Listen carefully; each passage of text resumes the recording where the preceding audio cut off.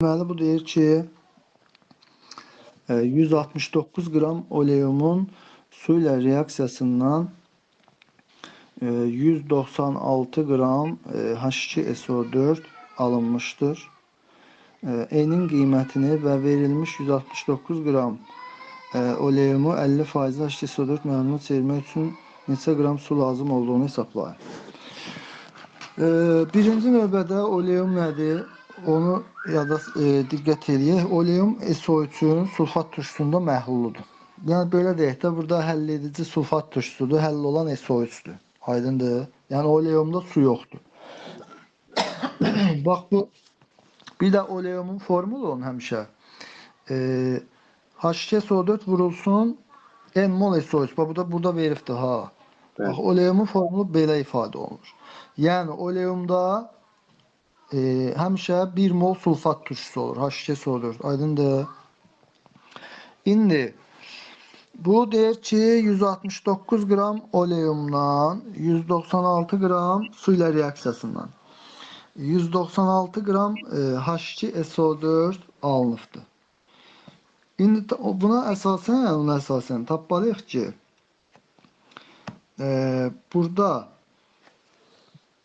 nə qədər oleumun tərkibində nə qədər H2SO4 var imiş, nə qədər SO3 var imiş.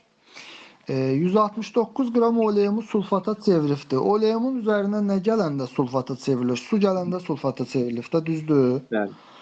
Onda bunun aradakı fərq, o 169-un 196 olma fərqi nəyin kütləsidir? Suyun kütlə 27 qram. Bəli, suyun kütləsidir. Deməli, bu 196-dan çıxıram 169-u.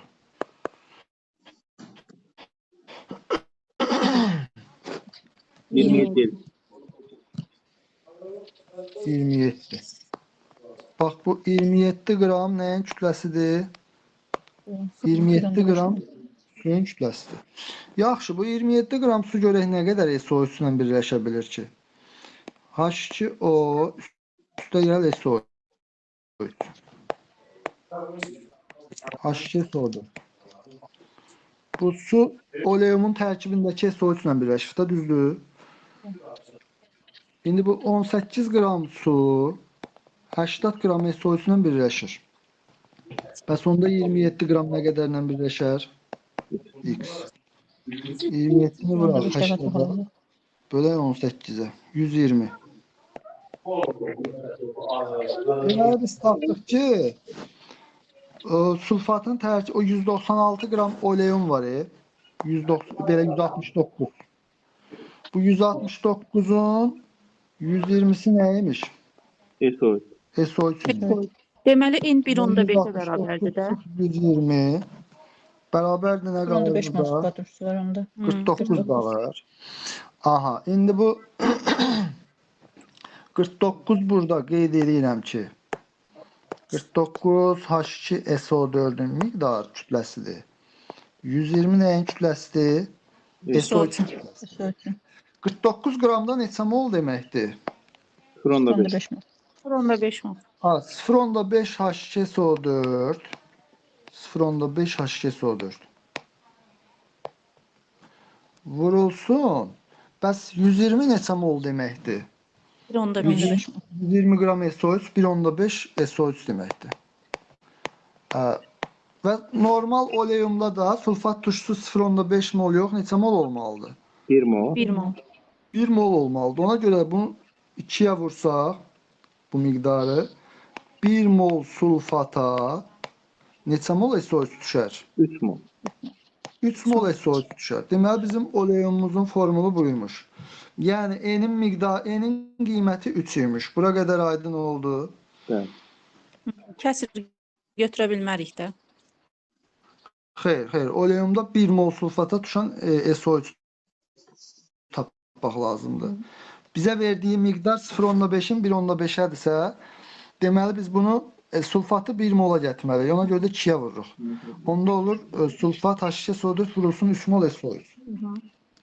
Görsünüz mötərizə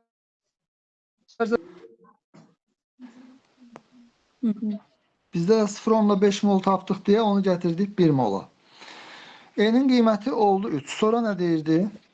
169 qram oleumu 50 faizli H2SO4 məhluluna çevirmək üçün neçə qram su lazım olduğunu hesablayın. Deməli, bax burada birinci öncə tapaq ki, bunu tam sulfata çevirək, sonra da məhlula çevirək. Bax bunu tam sulfata çevirmək üçün 1.5 mol 120 qram idi da, düzdürmü? Orada su nə qədər lazım oldu hesabladıq ki, tam sulfata çevirmək üçün. 27 qram. Bəli, 27 qram su gəldikdə bu SO3 də birlikdə çevrilir, tam sulfata çevrilir. Yəni neçə qram sulfat turşusu alınır onda? 196 qram alınır da, düzdürmü? Bəli. İndi onu da 50 faizli sulfat 50 faizli məhlul nə deməkdir? Yəni yarısı maddə, Yarısı. yarısı su. Biz 196-nı 50% etmək üçün üstə də gərək 196 su gərək. Yəni 196 sulfat 50% olması üçün üstə də 196 nə gəlmək lazımdır? Su. Su gəlmək lazımdır. Deməli, yekunda nə qədər su olur? Əvvəlcə 27 su gəldik, sulfat oldu tamamilə. 27 su. Təzdən də 196 su gəldik ki, 50% olsun. 27 ilə 196-nın cəmi nə edir? 120. 200. 220. 20. Deməli, yekunda 223 qram su lazımdır ki, həmin oleum 50%li sulfat turşusuna çevrilsin. Cavab, E'nin qiyməti 3, suyun da miqdarı 223 qram.